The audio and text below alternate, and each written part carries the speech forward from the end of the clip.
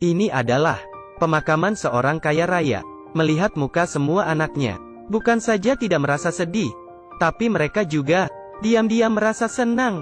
Anak sulung menaburkan serbuk ayahnya di atas peti mati. Seterusnya, terdengar suara mobil. Ini adalah cucu orang kaya. Dia datang dengan mobil mewah. Mesin mobilnya membuat serbuk di atas peti berjatuhan ke bawah.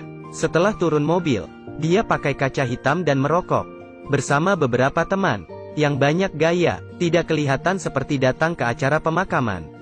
Namun siapa sangka, anak muda ini bisa melewati ujian dari kakek dia dan mendapatkan harta miliaran.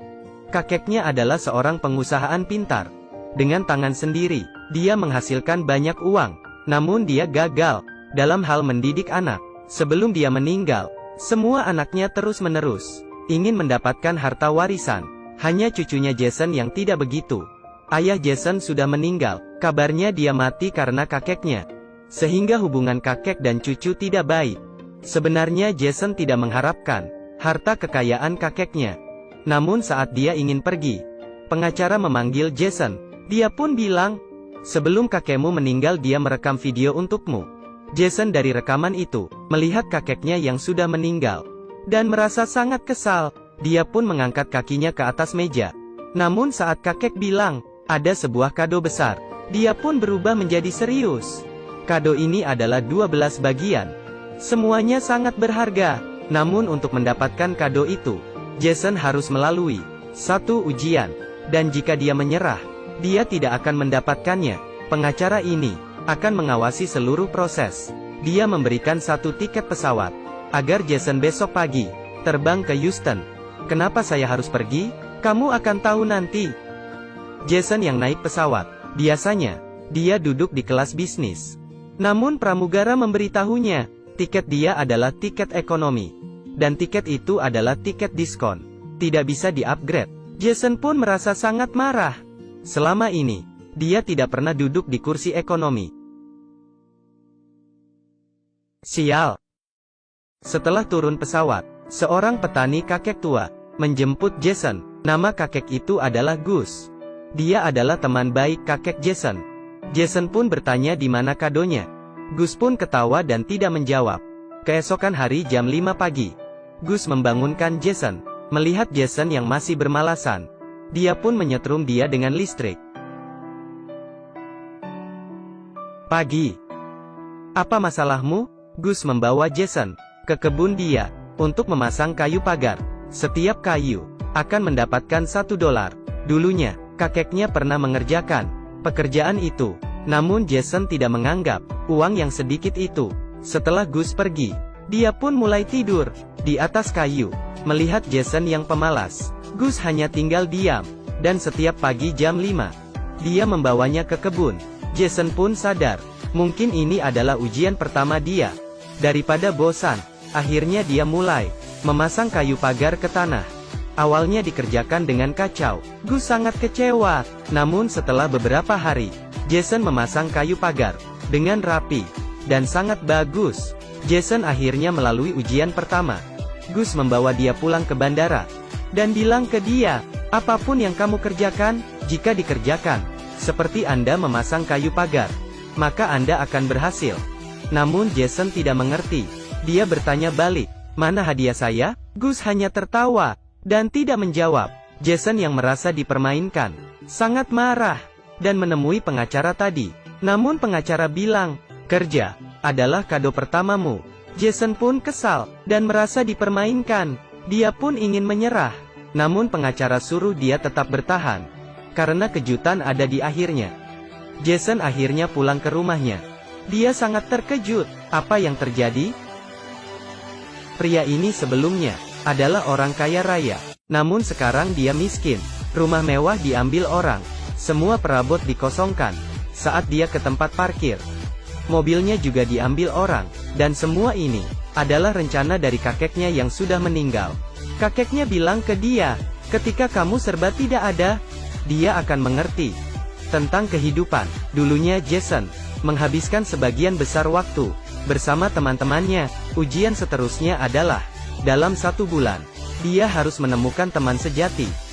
Jason pun mencari pacarnya. Saat Jason masih kaya raya, pacarnya sangat baik. Mereka pacaran lumayan lama, dan mereka pasti ada perasaan. Keduanya datang ke sebuah restoran mewah, dan memesan sebotol wine mahal. Namun saat ingin bayar, semua kartu kredit Jason sudah dibekukan. Jason pun meminta bantu pacarnya, agar dia membayar sekali. Namun pacarnya malah nangis. "Apa? Kamu suruh saya bayar? Lelaki bajingan, bye-bye." Pacarnya pergi begitu saja, seperti dia ditipu oleh Jason.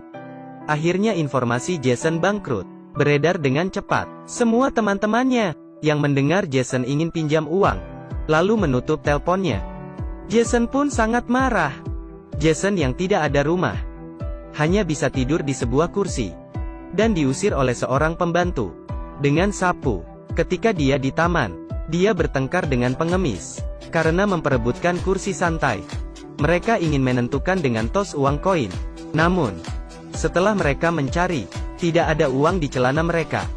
Saat itu datanglah seorang anak kecil dan memberikan 1 koin. Saat Jason melempar koinnya, pengemis menangkap koin itu, lalu dia pun kabur.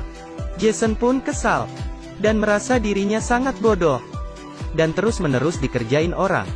Jason yang tidak punya uang, akhirnya melihat dunia yang nyata, melihat mantannya yang ada pacar baru. Dia merasa sangat sedih. Sudah hampir 1 bulan, namun Jason belum berhasil menemukan teman sejati. Hari itu, saat Jason terbangun dari tidur, melihat pengemis serang mengganggu ibu dan anak, dia pun meneriak dan mengusir pengemis itu. Mendengar cerita Jason, Emily yang ingin membalas kebaikan Jason, setuju untuk menjadi teman sejati Jason, agar Jason bisa melalui ujiannya. Jason membawa Emily bertemu pengacara. Pengacara tanya ke Emily, apakah dia membuat kesepakatan dengan Jason? Emily yang pintar pun menjawab, "Apa keuntungan saya bersepakatan dengan dia?" Emily pun bersumpah dengan pengacara, dia akan menjadi teman sejati Jason selamanya. Namun Jason tidak berpikir begitu. Setelah berhasil, dia pun meninggalkan anak kecil itu. Dia tidak sadar, Emily yang sangat sedih, walaupun dia masih kecil. Namun dia sangat pintar. Akhirnya Jason menerima sebuah tiket. Dia kira dia bisa dapat harta warisan. Namun setelah dia lihat, angkanya sangat sedikit. Itu adalah gaji dia di kebun, sebesar $1.600. Kakek berharap Jason bisa pakai uang itu untuk membantu orang yang membutuhkan. Jason terpikir pengemis kemarin, dia ingin kasih $100. Saat dia memanggilnya, pengemis itu malah kabur. Rupanya dia ketakutan karena merampok tas.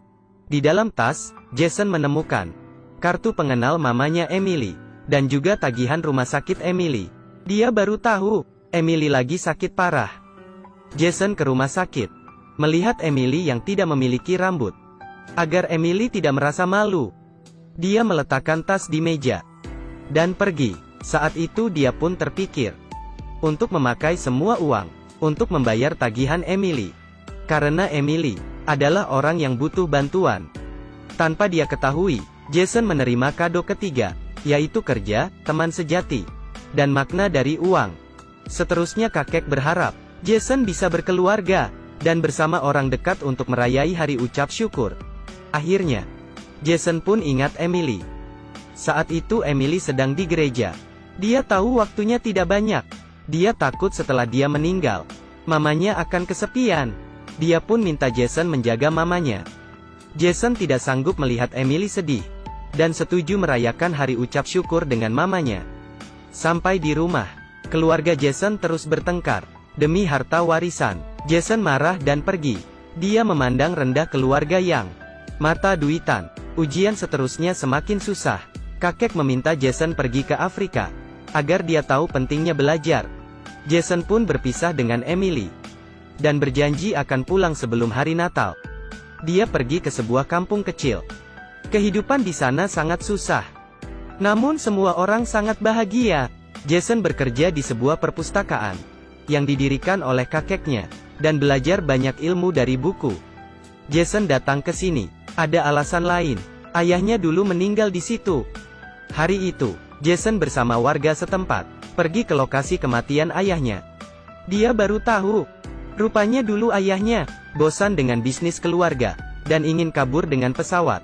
Dan terjadi kecelakaan. Jason pun sadar, dia salah paham dengan kakeknya. Dia pun diam di depan pesawat, dan tidak tahu ada bahaya yang mendekatinya.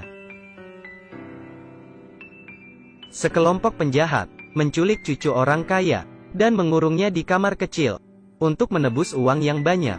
Namun setelah 1 bulan, tidak ada tembusan. Hari itu mereka membawa Jason keluar dari kamar kecil. Matanya ditutup, lalu terdengar suara, "Senjata api. Saya ada uang. Mohon, Tuhan, ada yang mengerti apa yang saya bilang?" Jason sangat ketakutan. Namun setelah suara tembakan, Jason sadar dia belum mati. Rupanya hari ini adalah hari Natal. Penjahat hanya merayakan dengan tembakan. Jason yang sudah sadar, saat penjahat lagi mabuk, diam-diam kabur. Di tengah jalan, dia teringat orang yang menemaninya. Dibalik lagi ke situ, dan membawa orang itu kabur. Setelah melewati hal itu, Jason akhirnya mengerti, hidup dan kebebasan adalah harta yang berharga. Jason pun balik ke negaranya. Hanya mamanya Emily yang menunggunya. Lalu Jason ke rumah sakit untuk menjenguk Emily. Emily semakin lemah karena Jason yang diculik di Afrika. Dia tidak tepati janji untuk merayakan Natal dengan Emily. Emily pura-pura marah dan minta Jason tepati janji. Jason menghubungi Gus, lalu membawa Emily dan mamanya ke kebun.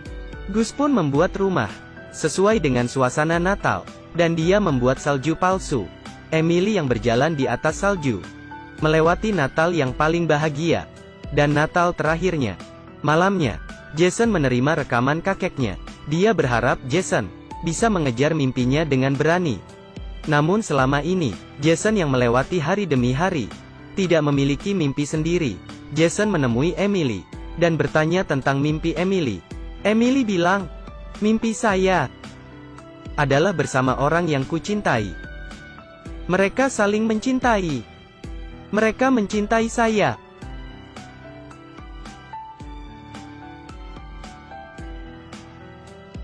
Jason sangat terharu. Dia menemui pengacara itu, dan memberitahu tentang mimpinya, untuk membantu orang lain, untuk mencapai mimpinya. Setelah dengar itu, tanpa khawatir dia memberikan cek $1 juta kepada Jason. Setelah melewati ujian-ujian, pertumbuhan Jason membuat semua orang terkagum. Jason menjadi orang kaya lagi. Namun dia tidak kembali ke kehidupan dia dulu. Dia menggunakan uangnya untuk membangun bisnis. Karena dorongan dari Emily, dia merancang sebuah proyek senilai $3,5 miliar. Diberi nama Yayasan Emily, digunakan untuk membantu orang yang sedang berjuang dari penyakit. Tiba-tiba, Mama Emily menelpon Jason. Mukanya pucat. Saat mereka sampai di rumah sakit, Emily sudah pergi.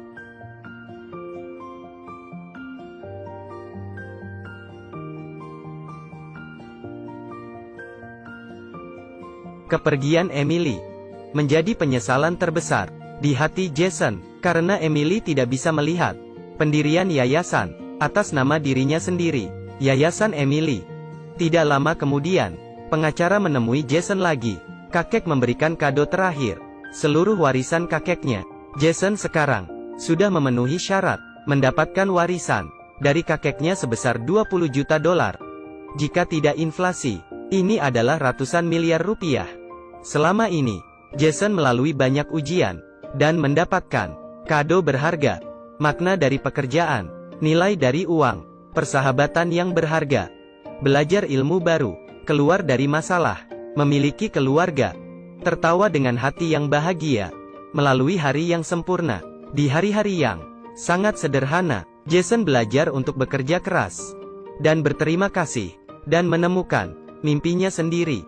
Terakhirnya, dan yang paling penting, dia mendapatkan cinta kasih, dan kekuatan dari orang terkasih.